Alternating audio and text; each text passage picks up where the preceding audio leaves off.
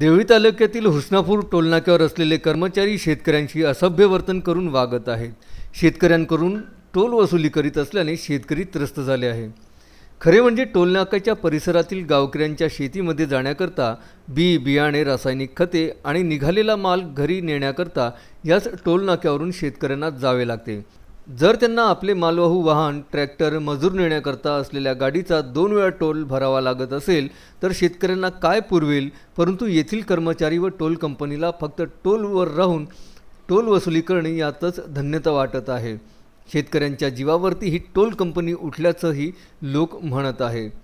काही दिवसांपूर्वी शिरपूर, भिडी, हुसनापूर आणि परिसरातील शेतकऱ्यांनी या टोलवर आंदोलनसुद्धा केले होते। वरपर्यंत निवेदन दिले। खासदार रामदासजी तडस यांनीही शेतकऱ्यांकडून टोल न घेण्याचे आदेश देऊन सुद्धा ही टोल कंपनी जुमानत नाही, करिता या शेतकऱ्यांकडून वसुली करणाऱ्या टोल कंपनीवर कारवाईची मागणी शेतकऱ्यांकडून होत आहे। अश्विन शहा, विदर्भ न्यूज, पुलगाव।